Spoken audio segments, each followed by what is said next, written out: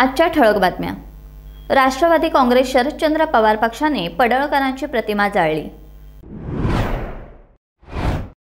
गृहराज्यमंत्री योगेश कदम महावितरण अधिकाऱ्यांवर संतापले। भाटे समुद्र किनारा स्वच्छता मोहिमेत जिल्हाधिकारी। मोकाट गुरांबाबत प्रांताधिकारी डॉक्टर जस्मिन यांचे आदेश। रत्नागिरी शहरातील स्वच्छता दूतांना भाजपातर्फे साहित्य वाटप। जमीन हडप केल्याप्रकरणी शेतकऱ्यांचे जलसमाधी आंदोलन। राष्ट्रवादी काँग्रेसचे नेते जयंत पाटील यांच्याबाबत आक्षेपार्ह विधान करणाऱ्या गोपीचंद पडळकरांची प्रतिमा राष्ट्रवादी काँग्रेस शरदचंद्र पवार पक्षाचे राष्ट्रीय सरचिटणीस डॉक्टर जितेंद्र आव्हाड यांच्या मार्गदर्शनानुसार जाळण्यात आली। यावेळी कार्यकर्त्यांनी पडळकर यांच्या विरोधात जोरदार घोषणाबाजी केली। भाजपचे आमदार गोपीचंद पडळकर यांनी राष्ट्रवादीचे माजी प्रदेशाध्यक्ष जयंत पाटील यांच्याबाबत अत्यंत खालच्या दर्जाची टीका केली होती। त्याचा निषेध करण्यासाठी तसेच पडळकर यांच्यावर कारवाई करावी या मागणीसाठी राष्ट्रवादी काँग्रेस शरदचंद्र पवार पक्षाचे ठाणे जिल्हाध्यक्ष सुहास देसाई, कार्याध्यक्ष प्रकाश पाटील, महिला अध्यक्षा सुजाता घाग, महिला कार्याध्यक्षा साबिया मेमन यांच्या नेतृत्वाखाली जोरदार आंदोलन करण्यात आले।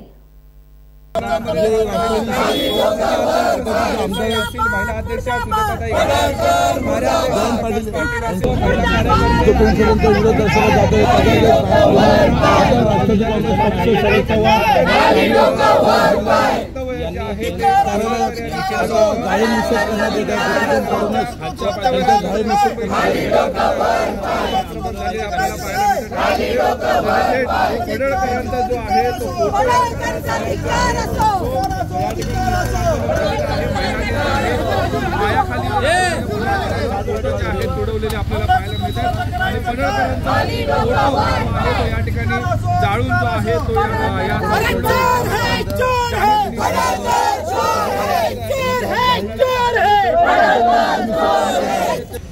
पडळकर ह्या माणसाचं संतुलन बिघडलेलं आहे, म्हणजे मेंदू तर नाहीच आहे हे त्यांनी वारंवार सिद्ध केलेलं आहे। आव्हाड साहेबांच्या अंगावर गाडी नेऊन सुप्रियाताई सुळेंबद्दल काहीतरी वक्तव्य करून आणि काल जे ते बडबडले आहेत ते इतक्या खालच्या पातळीचं आहे की आम्ही त्याचा कधी विचारही करू नाही शकत। पण हे बडबडल्यानंतर कुठल्याही भाजपच्या वरिष्ठ नेत्यांनी त्याची दखल घेऊन पडळकरांना अजून तरी समज दिली आहे असं काही वाटत नाहीये। पडळकरांनी खरं तर समोर येऊन माफी मागायला पाहिजे होती, पण ते तर दूर।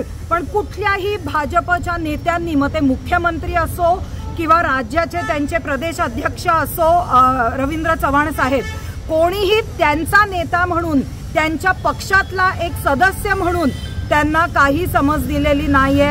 ह्याच्याच वरनं आम्हाला हे ठामपणे वाटतं की जे काय गोपीचंद पडळकर बरळत आहेत त्याच्या मागे फडणवीसांचा आशीर्वाद आहे त्यांना।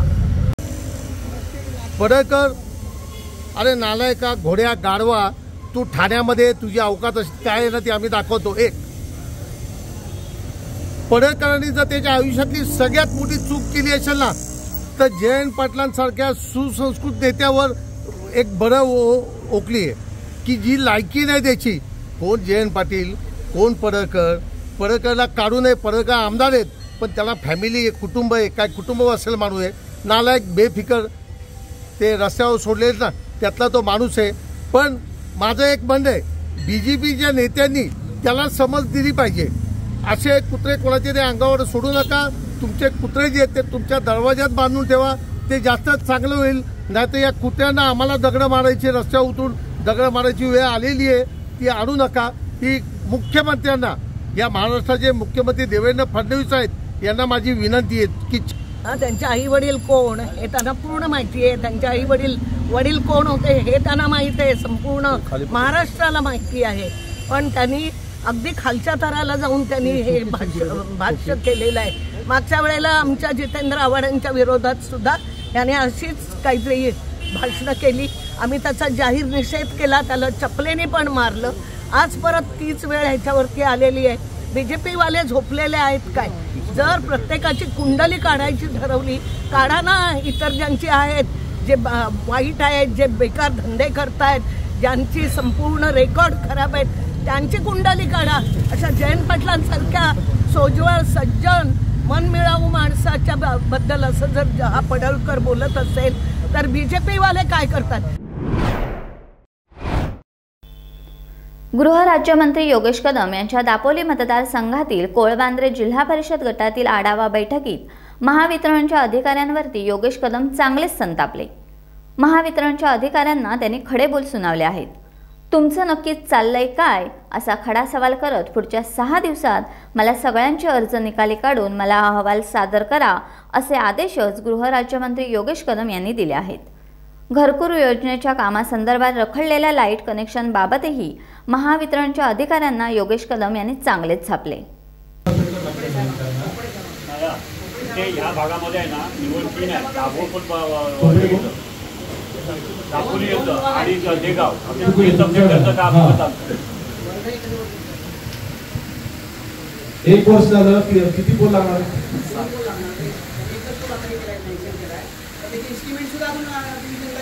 2 पोल टाकायला तुम्हाला 1 वर्ष का लागतो?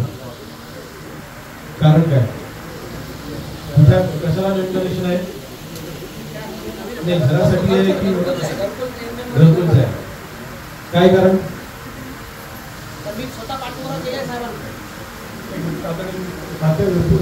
पण हे त्याच्यासाठी आढावा बैठकीमध्ये 2 पोल करता आढावा बैठकीमध्ये विषय काय यावा लागतो?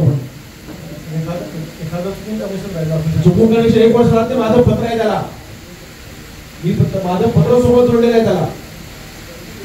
मग 2 पोल टाकायला 1 वर्ष का लागतो? आणि बरं, पत्र मी 2चं दिलं असं दिलं, तुम्ही 1च मंजूर केले, त्याचे तुम्ही एस्टिमेट करत नाही. काय अडचण काय? अडचण काय नाही सर. मग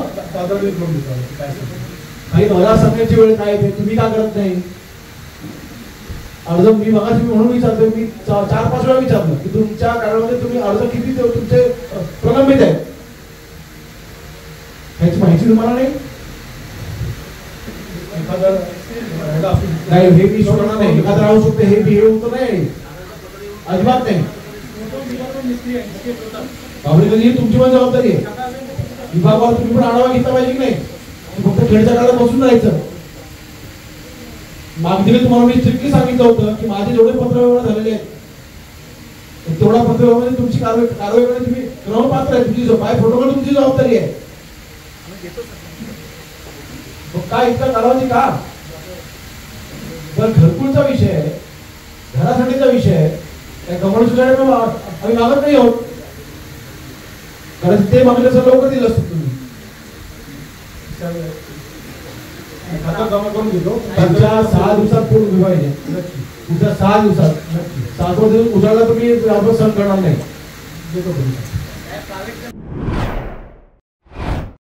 सेवा पर्व 2025 अंतर्गत जिल्हा प्रशासन, महाराष्ट्र प्रदूषण नियंत्रण मंडळ, पोलीस विभाग, नगर परिषद, ग्रामपंचायत भाटे, फिनोलेक्स, गद्रे मरीन, पटवर्धन हायस्कूल, राभा शिर्के प्रशाला स्काउट विद्यार्थी आदींच्या संयुक्त विद्यमाने भाटे समुद्र किनाऱ्याची स्वच्छता करण्यात आली.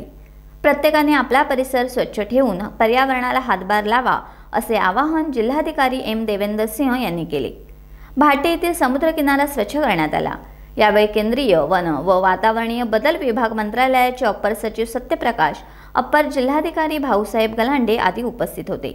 यावेळी स्वच्छतेची शपथ सर्वांनी घेतली. या स्वच्छता मोहिमेमध्ये विविध विभागांचे अधिकारी, कर्मचारी, पोलीस जवान आणि विद्यार्थी मोठ्या संख्येने उपस्थित होते. आज रत्नागिरी येथे आपण सर्वांना माहिती आहे की सप्टेंबरच्या 30ला शनिवारी जे आहे ते बीच क्लीनिंग डे म्हणून आपण पूर्ण जगभरात साजर करतो आहे. आणि त्याच निर्देशाप्रमाणे भारत सरकारचे जे मिनिस्ट्री ऑफ एन्व्हायरमेंट आणि फॉरेस्टचे जे वरिष्ठ अधिकारी आहेत, डेप्युटी सेक्रेटरी सत्यप्रकाश सर आपल्यासोबत उपस्थित आहेत, ते दिल्लीवरून आलेले आहे. आणि त्यांचे मार्गदर्शन आणि निदर्शनामध्ये आपण रत्नागिरी जिल्ह्यासाठी भाटे बीच जे आहे ते निवडली होती. आणि आज आपण जे आहे सकाळी 6:30 पासून जे आहे बीच क्लिनिंग ॲक्टिव्हिटी आपले भाटे बीचची सुरुवात केलेली आहे. आणि यामध्ये मला वाटते नियरली 1000 ते 1500 लोक जे आहे पार्टिसिपेट झालेले आहेत. आणि आपले भाटे जे गाव आहे तिकडचे सरपंच मॅडम असू द्या किंवा आमचे ॲडिशनल कलेक्टर, RDC, जिल्ह्याचे सर्व डेप्युटी कलेक्टर पोलीस विभागाचे वरिष्ठ अधिकारी सगळे या ठिकाणी उपस्थित होते। आणि दुसरं आपल्याला माहिती आहे की शासनाचा एक महत्त्वाकांक्षी कार्यक्रम जे सप्टेंबर 17 ते 2 ऑक्टोबरपर्यंत सुरू आहे ते आहे सेवा पंधरवडा। आणि त्या अंतर्गत सेवा पर्व अंतर्गत सुद्धा आपण आज जे आहे बीच क्लिनिंग ॲक्टिव्हिटी आपले भाटे बीचवर आपण सुरुवात केलेली आहे आणि याचे रिझल्टसुद्धा खूप मोठ्या प्रमाणात आपल्याला दिसतो आहे। आणि टोटल किती कचरा आपण जमा केलेले आहे ते थोडक्यात वेळानंतर आपल्याला कळेल। मोकाट गुरे ही गंभीर समस्या सोडवण्यासाठी विशेष ग्रामसभांचे आयोजन करून गाव स्तरावर सहाय्यभूत ठरणारी ग्रामस्तरीय समिती गठीत करणे, पशुसंवर्धन विभागातर्फे गुरांचे 100% टॅगिंग करण्याच्या सूचना प्रांताधिकारी डॉक्टर जॅस्मिन यांनी सभेमध्ये प्रशासनाला दिल्या। मोकाट गुरांच्या मालकांवर आवश्यकतेप्रमाणे कायदेशीर कारवाई करण्याचेही त्यांनी यावेळी सूचित करताना मोकाट गुरांची समस्या सोडवण्याची केवळ प्रशासनाची जबाबदारी नसून सर्वांचीच आहे, त्यामुळे त्यासाठी सर्वांनी सहकार्य करण्याचे आवाहनही त्यांनी यावेळी केले। पंतप्रधान नरेंद्र मोदी यांचा वाढदिवस ते राष्ट्रपिता महात्मा गांधी जयंती या सेवा पंधरवड्याचे औचित्य साधून आणि भाजपा प्रदेशाध्यक्ष आमदार रवींद्र चव्हाण यांचा वाढदिवस या निमित्तानं भाजप नगरसेवकांनी रत्नागिरी नगरपालिकेतील स्वच्छता दूतांना आवश्यक स्वच्छता साहित्याचे वितरण केले। या प्रसंगी स्वच्छता निरीक्षक संदेश कांबळे, हर्षवर्धन काटकर, प्रशासकीय अधिकारी श्री बेहरे, विद्युत निरीक्षक जितेंद्र विचारे, आनंद थोरात यांच्यासह भाजपाचे माजी जिल्हाध्यक्ष सचिन वाहाळकर, माजी नगरसेवक राजू तोडणकर, मुन्ना चवंडे, उमेश कुलकर्णी, समीर तिवरेकर, मानसी करमरकर, भाजपाचे माजी शहराध्यक्ष सचिन करमरकर आदी उपस्थित होते। आज आमचा माननीय प्रदेशाध्यक्ष रवींद्र चव्हाण साहेब यांच्या वाढदिवसाचं औचित्य साधून जो आम्हाला सेवा पंधरवड्याचा हे दिला आहे कार्यक्रम, त्या कार्यक्रमाच्या निमित्ताने आम्ही या नगरपालिकेच्या कर्मचाऱ्यांना उच्च दर्जाचे पावडी, गमेली, त्याच्यानंतर लागणारं गंबूट या सगळ्या साहित्यांचं या ठिकाणी आम्ही आज वाटप केलेलं आहे। आपल्याला असं वाटत असेल की नगरपालिकेच्या निवडणुका लागल्यात म्हणून या आहे, परंतु आम्ही सातत्याने भारतीय जनता पार्टीचे माजी नगरसेवक या ज्या अगदी कोरोना काळापासून जर घेतलात तरी सुद्धा आम्ही सातत्याने कार्यरत आहोत। साई येथील 108 गुंठे जमीन ही तत्कालीन तलाठी आणि तत्कालीन मंडळ अधिकारी यांनी बनावट कागदपत्रे बनवून आणि बनावट सावकार उभे करून जमीन हडप केल्याप्रकरणी त्यांच्यावर फौजदारी गुन्हा दाखल करण्यात यावा या मागणीसाठी शेतकरी कामगार पक्षाने कासारभट येथील भोंडकर कुटुंबियांसह जलसमाधी आंदोलन शुक्रवार दिनांक 19 सप्टेंबर रोजी वडाले तलावाजवळ पुकारले। यावेळी तहसीलदार, स्थानिक पोलीस यांनी मध्यस्थी करत या जमीन मिळकतीच्या संदर्भातील सर्व अधिकार अभिलेखाची पडताळणी करण्यात यावी असे मंडळाधिकारी कर्नाळा यांना पत्राद्वारे कळवले असून येत्या बुधवारपर्यंत पत्रक देतो असे तहसीलदार विजय पाटील यांनी आंदोलनकर्त्यांना विश्वास दिल्याने जलसमाधी आंदोलन भोंडकर कुटुंबियांनी तात्पुरते स्थगित केले। तहसीलदार साहेबांनी त्यांच्यावरती गुन्हे दाखल करण्याचा जो अहवाल आहे तो बुधवारी पाठवणार आहे। कामाचा लोड असल्यामुळं आणि जे काय केंद्राच्या राज्याच्या जे काही कामं लावलेली जो पंधरवडा चालू आहे त्या पंधरवड्याची त्यांना अडचण आहे, त्या पंधरवड्यामध्ये काम झालं पाहिजे। तर त्यांनी सांगितलं का बुधवारपर्यंत आम्ही अहवाल पाठवतो, त्यांच्यावरती गुन्हे दाखल करू। गुन्हे दाखल करण्याची जी आस्थापना आहे ती जिल्हाधिकाऱ्यांची आहे। जिल्हाधिकाऱ्यांकडं जी काही चुकीचं काम झालेलं आहे ती चौकशी त्यांच्या माध्यमातून त्यांच्यापर्यंत पोचली पाहिजे। ती पोचल्यानंतर जिल्हाधिकारी त्यांच्यावरती गुन्हे दाखल करा असे माननीय तहसीलदार साहेबांना आदेश करतील, तदनंतर त्यांच्यावरती गुन्हे दाखल होतील। परंतु गुन्हे दाखल झाला म्हणजे आमचा विषय संपला नाही। तर एवढंच आहे का जी 2010ला चुकीचा फेरफार बनवलेला आहे, त्या चुकीच्या फेरफारामुळे आमची जमीन जी विक्री झालेली आहे, सावकाराच्या नावे गेली किंवा विक्री झाली, इतरांच्या नावे गेली, त्या जमिनीला मिळण्याच्या दृष्टिकोनातून, जमीन परत मिळवण्याच्या दृष्टिकोनातून किंवा खरेदी कर रद्द करण्याच्या दृष्टिकोनातून त्या संबंधित तलाठी आणि मंडळाधिकारी यांच्यावर गुन्हे दाखल होणं खूप महत्त्वाचं आहे। त्यांनी आज जो आमचा जलसमाधी आंदोलन आम्ही या ठिकाणी करणार होतो त्यांनी आम्हाला सांगितलं, त्यांच्या काही गोष्टी आम्हाला पटल्या। त्यांनी सांगितलं की बुधवारपर्यंत मी माझा अहवाल पाठवतो, बुधवारनंतर अहवाल आल्यानंतर आपण त्यांच्यावरती गुन्हे दाखल करू. या ठिकाणी पनवेल पंचायत समितीचे माजी सभापती भाई पाटील, RDC बँकेचे संचालक संतोष पाटील आणि आमदार विवेक पाटील साहेबांचे PA दत्ता कडू साहेब आधीच आमच्या आता उद्याच्या सांगुर्डी ग्रामपंचायतीच्या 22 सरपंच मनीषताई चोरगे हे सगळी मंडळी ह्या शेतकऱ्यांचा मनोबल वाढवण्यासाठी आणि शेतकऱ्याला पाठिंबा देण्यासाठी या ठिकाणी आलं. त्याबद्दल मी त्यांचं सगळ्यांचा आभार मानतो. त्याचबरोबर तुमच्या जी काय पत्रकार बंधू जेवढे आले त्या पत्रकार बंधूंचा देखील आभार मानतो. टाइम्स डिजिटलला लाईक करा, शेअर करा, सबस्क्राईब करा आणि बेल आयकॉन दाबायला विसरू नका. Times digital.